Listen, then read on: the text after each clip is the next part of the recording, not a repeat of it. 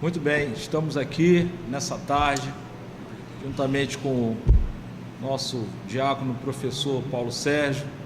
Queremos desejar uma boa tarde de salvação para vocês que nos ouvem e aqueles que são irmãos em Cristo Jesus. E hoje nós tratamos acerca de um tema que fala acerca do tabernáculo, propriamente dito, sobre o pátio. Mas eu quero me referir nesse assunto que eu achei muito interessante, foi acerca da centralidade do que está contido dentro do tabernáculo. E vendo tudo isso, a gente percebe que a centralidade ela vai dar uma ideia de unidade, porque sabemos que o nosso Deus é Deus único, né, e verdadeiro.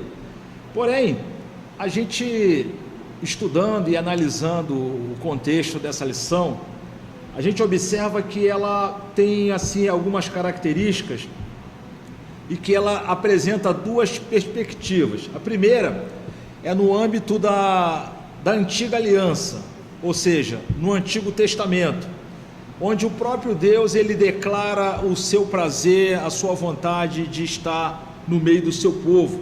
Isso se dá ainda no pré-êxodo, né?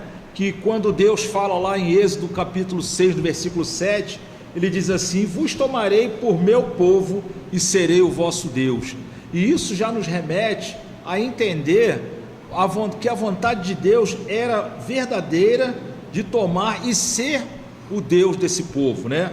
Então isso parte dele e nós louvamos a Deus porque, ainda que seja esse primeiro momento, essa centralidade se dê início lá no Antigo Testamento ou na Antiga Aliança, não importa, o que importa é que a vontade de Deus é de estar sempre no meio do seu povo. E decorrendo as Escrituras, a gente quando chega no livro do Êxodo, no capítulo 19, no versículo 5, a gente observa que já está falando do pré-decálogo, né? Antes dos 10 mandamentos, e Deus vai novamente se referir ao seu povo como a sua própria propriedade peculiar. Então, a gente já vai entendendo, né, a importância acerca da intimidade que Deus requer entre ele e o seu povo. E já dentro do tabernáculo propriamente dito, Deus vai dizer o que? Lá em Êxodo 29 também: habitarei no meio dos filhos de Israel. Então aí a gente entende a questão de toda a formatação do tabernáculo, do pátio, e as 12 tribos, né, distribuídas segundo a orientação de Deus ao entorno do tabernáculo e também do pátio. E eu acho interessante que quando ele fala acerca da segurança e da estabilidade, às vezes alguns membros das tribos poderiam até ter a curiosidade de ver, porém as cortinas, ou seja, aquilo que cercava, né, o pátio, e tinha uma determinada distância entre a cerca e juntamente onde estavam as tribos, né, que dava uma distância, mas isso aí não quer dizer que o povo poderia se achegar, não. Tinha se estabelecido pelo próprio Deus também que os sacerdotes fariam esse serviço, ou seja, aquele que pecou, aquele que cometeu alguma falha, aquele que teve uma dificuldade, ele se apresentaria até o sacerdote, porém o sacerdote iria fazer aquilo que foi determinado, né? E ainda dentro do tabernáculo, Deus vai dizer, já em Levítico, capítulo 26, versículo 12, ele vai dizer: andarei no meio de vós, e serei vosso Deus, e vós sereis o meu povo. Então, em todos os momentos, né, dentro desse âmbito da antiga aliança, Deus ele está expressando a sua vontade de ser o Deus e o povo ser o seu povo. Então, isso nos reporta também, daqui a pouco estaremos falando de uma nova aliança, né, que já é dentro das perspectivas de nosso Senhor e Salvador Jesus Cristo. E para a gente fechar a questão do âmbito da nova aliança, lá em Jeremias capítulo 32, nos versículos 38 e 39, Jeremias vai dizer assim: eles serão o meu povo e eu serei o seu Deus, e lhes darei um só coração e um só caminho. E isso, queridos, né, O homem natural hoje ele busca diversos caminhos, mas Deus está dizendo desde a antiga aliança que só há um caminho, né? E agora, vendo pelo âmbito da nova aliança, dentro das perspectivas de Jesus, a gente vê o que? A posse, né? Determinando a questão da posse. João 10,14 vai dizer: eu sou o bom pastor, Jesus dizendo, conheço as minhas ovelhas, né? Então é um privilégio ser ovelha do sumo pastor, que é Jesus Cristo. E agora, dentro da unidade, né? Aí já passamos para o versículo 16 de João 10, mas porém no versículo 16, que vai dizer assim: então haverá um rebanho e um pastor, independente da quantidade numérica, né? De acordo com a humanidade, nós louvamos a Deus porque o rebanho é um só, porém o pastor também é um só. E outro âmbito na área da nova aliança é a segurança, que no mesmo evangelho de João, já agora no versículo 28, vai dizer: jamais perecerão e ninguém as arrebatará da minha mão. Isso nos reporta a segurança, né, de dizer que hoje nós somos dele, e quem pode arrancar as suas ovelhas do sumo pastor? Creio que ninguém tem esse poder, né? E nós louvamos a Deus porque tudo isso, toda essa centralidade, né, ela significa o quê? Ela significa a cruz. E nós louvamos a Deus porque a mensagem da cruz tem sido pregada, tem sido anunciada, para que homens e mulheres tenham essa oportunidade de serem alcançados e passem a ser também homens e mulheres de Deus, para que se cumpra a vontade de Deus, né? E para terminar, eu quero deixar uma palavra que o Agostinho escreveu, né, em um dos seus escritos. Ele diz assim: a cruz foi o púlpito onde Deus pregou o amor.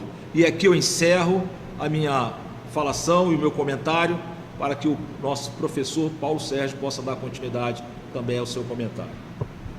Glória a Deus. Pai do Senhor, meus irmãos, me sinto imensamente grato ao Senhor, feliz por esta oportunidade de estarmos aqui com o presbítero Marcelo, professor da Escola Bíblica Dominical, e estudando este assunto de suma importância, que fala acerca, né, entrando no tabernáculo ou pátio.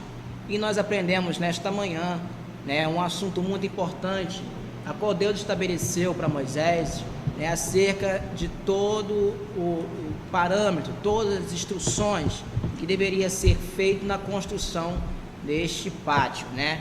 E nós aprendemos que o pátio, ele era o limite de aproximação do pecador a Deus, onde o pecador ali, através do sacerdote, né, ele tinha a oportunidade de apresentar ao Senhor o sacrifício.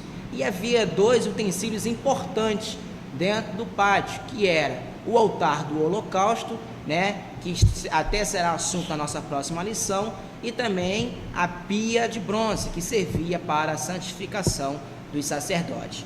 Algo que também me chamou muita atenção nesta lição foi acerca do tamanho a qual Deus estabeleceu para Moisés que construísse o tabernáculo. A leitura bíblica aqui em classe, ele escreve esses tamanhos, essas medidas, né, por côvados, mas o comentarista, o pastor Elianai Cabral, ele trouxe esse detalhe na nossa lição, né, trazendo para a nossa medida atual, que é metros e centímetros, né, e onde o comprimento do tabernáculo ele tinha, né, 45 metros e a sua largura 22 metros e meio, né, e louvamos a Deus, irmãos, que nessa largura o Senhor ele colocou uma porta, um local de entrada, de acesso, para que todos que quisessem apresentar o Senhor um sacrifício, ele pudesse entrar, passar por esta porta para ter acesso ao local onde era apresentado o sacrifício.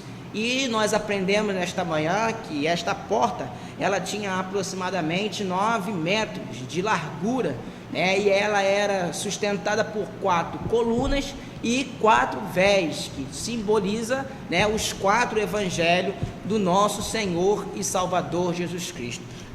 O nosso texto áureo, Jesus, ele afirma no Evangelho de João, capítulo 10, no versículo 9, ele diz: eu sou a porta, não existe outra porta, não existe outro meio de nós nos achegarmos até a Deus. Temos que alcançar, buscar esta tão grande salvação através do nosso Senhor e Salvador Jesus Cristo. Por isso que ele garante que ele é a porta.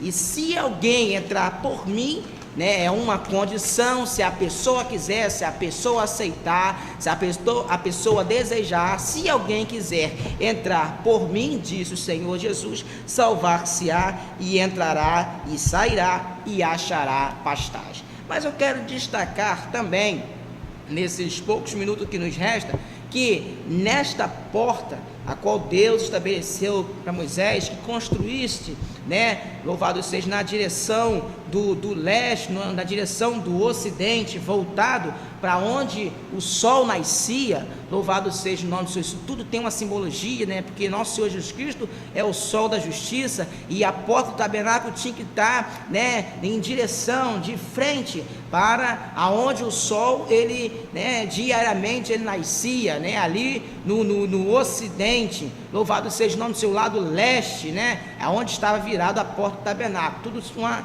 simbologia existe nesse contexto, nesta palavra. Mas o Senhor estabeleceu que na porta haveria 4 colunas, isso representando os 4 evangelhos, o evangelho de Mateus, de Marcos, de Lucas e de João, louvado seja o nome do Senhor. E essas 4 colunas, elas sustentavam 4 cortinas, 4 véus, e cada véu era de uma cor. A primeira cor, púrpura, a outra cor era o azul, era o carmesim e o branco. Isso tudo simbolizando algo específico, uma obra que vinha da parte do Senhor Jesus. Uma dessas cores era a púrpura. A púrpura fala acerca da realeza. Mateus cita Jesus como filho de Davi, enfatizando Jesus como rei, e a sua genealogia é da realeza, a partir de Davi. Isso está inscrito no Evangelho de Mateus, então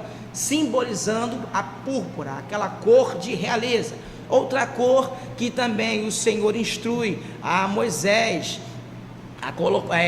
que a cortina deveria ser na porta de entrada do tabernáculo, era o carmesim, que fala acerca da cor do sangue do nosso Senhor e Salvador Jesus Cristo. E Marcos destaca Jesus como o servo sofredor, aquele que apresentou o sacrifício do nosso Senhor e Salvador Jesus Cristo. A sua genealogia em Marcos não é escrita, porque a preocupação de Marcos é destacar Jesus como servo. E uma das outras cores é o branco, o linho puro, e nós vemos isso destacado no Evangelho de Lucas, a qual Lucas apresenta Jesus como varão perfeito, pureza, o branco, apresentando a genealogia de um homem ilustre e nobre do nosso Senhor e Salvador Jesus Cristo. E a última cor, a qual estava ali na porta de entrada, era o azul, a cor do céu,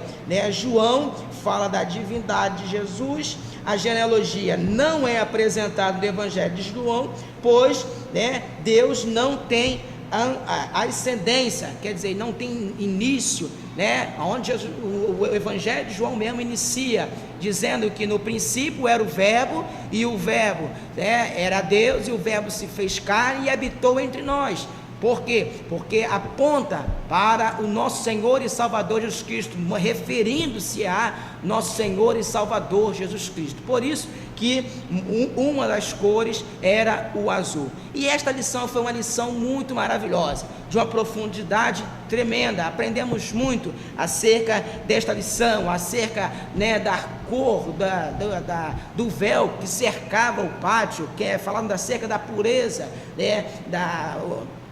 da santidade. Foi também o nosso irmão Marcelo, o presbítero Marcelo, citou acerca da centralidade deste tabernáculo no meio da tribo no meio do povo de Israel, no meio das tribos, e louvamos a Deus, que foi uma manhã maravilhosa. E concluímos nesta manhã que o Senhor, Ele é o centro, que Jesus Cristo, né, Ele é o centro da nossa vida, Ele tem que ser o centro, não adianta, né, porque o véu do tabernáculo, ele tinha uma altura, 2,25 metros de altura, ninguém poderia olhar por cima. Quem quisesse entrar no pátio para ter acesso ao altar, o sacerdote que quisesse entrar no lugar santo, ou lugar santíssimo, o sumo sacerdote, ele teria que passar pela porta, que simboliza o nosso Senhor e Salvador Jesus Cristo. Que Deus abençoe, que esta lição possa servir de crescimento espiritual, que você possa assistir os nossos vídeos, né, que ainda iremos publicar, que falará acerca das novas lições